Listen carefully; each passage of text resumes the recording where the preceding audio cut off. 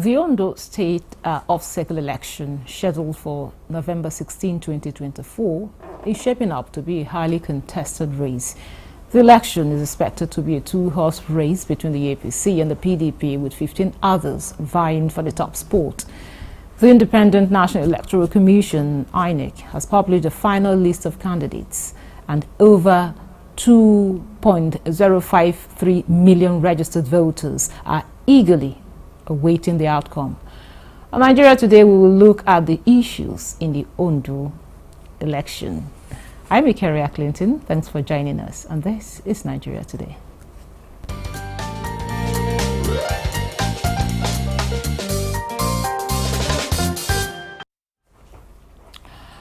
Joining us to discuss for this conversation tonight is Umar Farouk Lawal. He's a political affairs analyst. You're welcome to Nigeria Today. Thank you very much. Also joining us for the conversation via Zoom from Ondo State is Paul James. He's the Director Elections, Yaga Africa. Paul, it's good to have you on Nigeria Today. Thank you for the invitation. Good evening, Ikeria. I'll start with you. Can you please tell us what the atmosphere is like in Ondo State? I know you've been there for a while now. Yeah, I've been in Ondo, I think, since 28th of October. And I would say the atmosphere is suspiciously calm. I mean, positive. What we saw in Ondo is that political campaign actually started late. That is public campaigns by political parties. Most of them did not start engaging until the 15th of October.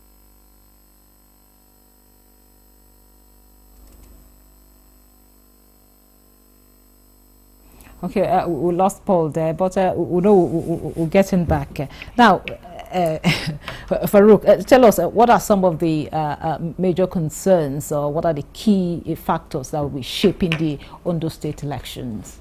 As a matter of fact, I believe the people of Ondo State are fully ready with their PVC to go and cast their vote. And I believe that the Progressive Party, APC, we are going to win that election. I'm fully optimistic that we are going to win our election. We know we have other political parties vying for the top spot. I agree, because you see, when we talk of the political parties we have in this country, Nigeria, when you talk of APC, we are exceptional, and we reach out to everywhere we Farouk, I hope you're not campaigning here. No, I'm not campaigning. Okay. I'm just telling you that the INEC will conduct the election. It's going to be peaceful, by God's grace, and the atmosphere in Ondo for now is calm, and everybody is ready to go and cast his vote on Saturday. Now, let's talk about the voter turnout. What efforts can be put in place to ensure that we have a large turnout of voter? Because from the records, we have over 2 million voters, registered voters, that are waiting to cast their vote. It's sensitization. The INEC and the political parties involved are going to sensitize their people to come out for the election. And I believe that everybody, all the parties, will have to canvass for more votes, and they are going to come out in numbers. Okay, we understand that Paul James is back. So, Paul, you were saying something about the atmosphere, and of course, what are the expectations of the Ondo people? Thank you, Ikera. Network glitch. Yes, so like I was saying, APC started their public campaign around the 15th of October, and then PDP also followed suit. Other parties have also been engaging. 18 political parties are on the ballot. There's another party that INEC had to add last minute, the NRM, just like we also saw in Edo the last time. So they have been engaging, but like I have said, the campaigns, of course, are the usual rhetoric that we have used to seeing in the political arena, attacks on personalities and all of that. But other stakeholders as well, the Electoral Commission, as well as even CSOs, they have intensified campaigns. INEC has been very forthright and engaging also with a different spectrum of the stakeholders, holding meetings, testing even the beavers. INEC conducted mock accreditation on the 5th of November across 12 locations in 6 local governments, which was successful, though turnout was low, and we didn't also see participation of political parties. Over 12,000 beavers will be deployed for the election.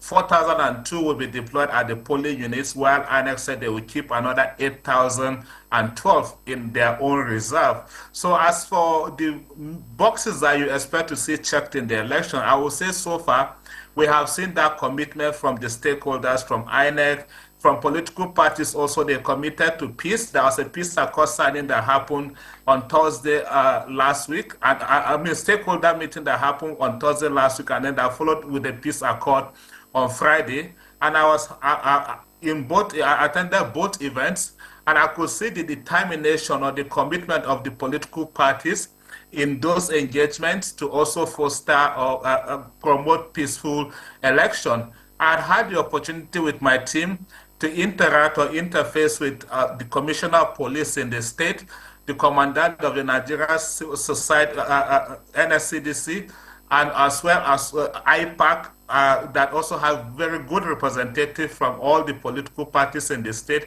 And on all of this engagement, I can tell you, based on the level of effort or commitment that we have seen from them, I think we should expect a good election. On the part of the commission, there is something that has been constant from the chairman of the commission. He said the people of Ondo should expect a different or a good election this time. He said logistics will improve, deployment of the technology will also improve. So we want to hold INEC by this commitment of the chair. And I think we are beginning to see also some positive sign. On Monday this week, there was the deployment of the sensitive materials to the CBN. And then, they are currently being batched by local government. I think by tomorrow, all of this also will be dispatched to the local government. We have raised concerns about the riverine communities of Eseodo and Ilaje, where we want to see early deployment of materials and early commencement of polls. The commission had committed to also change those negative narratives about the election. They have intensified engagement with the National Union of Road Transport Workers and also the Maritime Union. Based on this level of effort that we see, like I will continue to say, we are expecting that we're going to have a different or a good elections in Ondo. Paul, still on you. Apart from the interface you had with the police, and of course, like you mentioned, recently there was a peace accord, the signing of a peace accord by all the political parties. Now, what have you observed in terms of the campaigns by the political parties? Are they keeping to this peace accord from their utterances and every other thing? So if you compare the pre-election environment for 2024 with the pre-election environment that we observed in 2020, 2020 was almost like a theater of war. Based on our Yaga Africa's report in the pre-election of 2020, 12 of the 18 local government were classified as hotspots with different shades of pre-election related issues or violence. But this time around, like I said, the environment here had been relatively calm. So far, there have been only 2 incidents reported. One from Ose local government, case of kidnapping at some point that happened last month or thereabout, and also in the federal local government, communal clashes. In our engagement with the police commissioner in the state told us that those have been addressed adequately, and that the security agencies have been closing ranks to ensure that this does not repeat. One thing that we have observed actually is the level of the sort of inter-agency cooperation that we have seen between the major security agencies that will police the election, the NSCDC and the Nigerian police. Perhaps the political maturity also on the part of the political party, that there have been no major incident reported from the rally. For me, I think it showed the level of civility in the election. That's not saying that there are no other indicators of election-related violence. For instance, intimidation and harassments are happening at campaign rallies and all of that, but you don't hear of any death or any major incident associated with the political rallies. There have been skirmishes here and there, like the destruction of billboards or campaign posters, But like I will keep saying, I think we have seen a better or a much improved pre-election environment as compared to what has been the case in the past. So hopefully they will carry this sort of maturity to the polling units on election day, and maybe the fruits of the peace signing accord, the commitment that they have made during the peace signing accord, will bear fruits on November 16th, even beyond November 16th. Okay, now thank you very much, Paul. Now back to you, Farouk. You heard, of course, what Paul said. They're talking about the Commission's commitment towards ensuring that we have a free and fair election. Now, in your own opinion, what measures should be in place to ensure that the election results reflect the will of the people, without any technical hitch? Yeah, as a matter of fact, my brother has earlier given you a report from Ondo now that the INEC chairman has already deployed so many Vivas machine and so many bags that ballot box that they are going to deploy it from tomorrow. And I believe those materials are already in Ondo as of this night, and by tomorrow the INEC Electoral Commission chairman in Ondo, we reach out to all the polling units by tomorrow night. In the morning, the election will commence. And I believe this election is going to be very, very peaceful, because there's no, compared to the last election in Ondo and the present one, you should know that they are going to be peaceful election. And election materials are already on ground. There's no any party that is crying out that they will be rigging, or these election materials are not on ground until tomorrow. Maybe if there's any outcry from Ondo people and the people that are going to vote, maybe on Saturday. Okay, back to you, Paul. Now, I know you were also in Edo State. Looking at the situation in Ondo State, how can you, in terms of preparations and, generally speaking, what improvement have you seen in Ondo State that you did not, see in Edo State? Well, will I say improvement? Maybe it's just the, like I will keep saying, the maturity that we have seen in the state. Campaigns started later than expected. The parties have about 180 days to campaign. Most of them waited until October to start public engagement. So for me, actually, while I'm optimistic that it will be a good election, I was apprehensive when I see that campaigns were delayed, because part of my thought process was, I hope they are not saving up to induce or buy votes on election day, which has become like the practice of what we saw also in the Edo election, because the level of political engagement or campaign engagement, as we had expected, I would say has been a bit low. Though the public campaigns, like I said, had happened in the last 1 month, but you expected more engagement from the political parties. But that notwithstanding, all the checks that you wanted to see, for instance, what could have also have impacted the election in Edo would have also been the issue of logistics, which can also be attributed to the kind of road networks that we have in Edo. There was the challenge of transport or transporting electoral materials.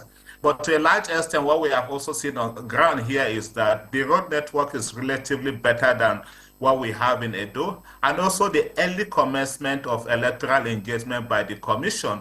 The Commission, for instance, this is the first time in a long time that we are seeing them deploy sensitive materials on a Monday.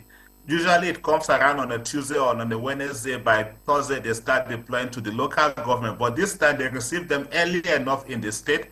And also even in the engagement with these transport workers and the level of commitment also from the transport workers. Those engagements happen at different levels, and they also commenced those engagements earlier than they did in the Edo election. So for me, those are good or positive signs that, some lessons have been learned. Like the commission chair will say, that they have learned lessons from the other election, and they hope to give the people of Ondo a better election. He said we are going to see improvement in election logistics. we are going to see improvement in the upload of election results and also in the management of elections at the polling unit level. So we are holding them to that. If you look at the Edo election, largely the problems were not even at the polling unit, though there were delayed commencement of polls, but INEC was able to manage the situation and extended voting in some locations. The problem with Edo was largely during the results collation. So we will keep an eye on that. The commission had made a commitment that they are going to improve on the results collation and results upload process. For us as CSOs, stakeholders in the process, we are going to focus attention now that we are seeing what is happening in the build-up to the election. These are giving us positive sign, but we will not also just go to rest and think that everything will just be okay. Our goal for this election is that it is credible, it is free, it is transparent, and most importantly also inclusive. So even in terms of access to polling unit for persons with disability and also availability of voting materials for persons with disability and all of that, we want to see how the commission and its staff will apply that on election day. Yeah, still on you, Paul, before we'll let you go. I know earlier on you mentioned your interface with the police. Now tell us, from what you observed in terms of security, what can you see on ground? Well, like I said, there have been every major incident reported, and we have seen the level of coordination between the security agencies in the state. For me, I have not seen this sort of connection between security agencies in a very long time. All of them seem to be talking with the same voice. We didn't even meet them as a collective. We meet them at their different, in their different respective commands. It's always like they all have the same template for operation or having the same sort of engagement. So, and then the openness also, to be honest, the sincerity of efforts that we have seen, the willingness to share information or to engage with stakeholders, I think it is also highly commendable. We got some of our friends that are in town, the Inclusive Friends Association, that told us yesterday they went to see the INEC President Electoral Commissioner, and she welcomed them with open arms. I was just wondering in my mind, just a few days to the election, INEC still has time to be engaging or interfacing with stakeholders. I think for me, that is hugely, hugely commendable. Last week also, there was a press conference by the CSOs in the association of the CSOs we have in Ondo, that will be observing the election, where to a large extent they passed a vote of confidence on the commission and the resident electoral commissioner here, and also asked political parties to continue to display this sort of maturity in the political engagement in the state. So we are hoping that with all of this efforts here and there, like I will keep saying, that this election will be better than the one we have seen in 2020. Thank you very much, Paul.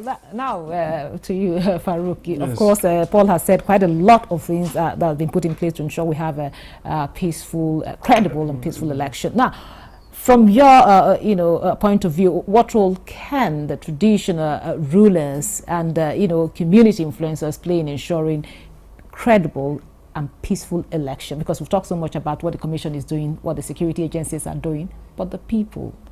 Yes, as a matter of fact, we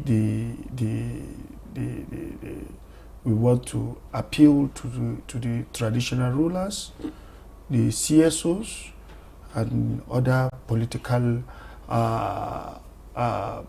players in the state to shift their sword. Violence is not the answer. Go to the polling unit, vote, and you go home. And by God's grace, we believe with what INEC is putting in place, this is going to go as it's supposed to be. Elections should be conducted credibly and fine, without any itches, without any bloodshed. That is what we always preach. And as a matter of fact, I want to call on the police to make sure they put things in order, to make sure there's no crisis, there's no ballot box snatching, there's not killing of people unnecessarily. They should not be bullying. They should allow the citizen to come out and vote amicably and let them go back, and then INEC should make sure that there's transparency in the election. that is going to happen.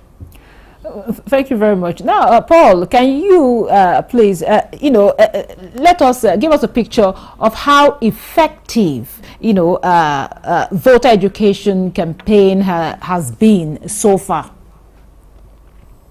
Well, we have been on ground. Our long-term observers have been observing and documenting engagement by stakeholders since September 18.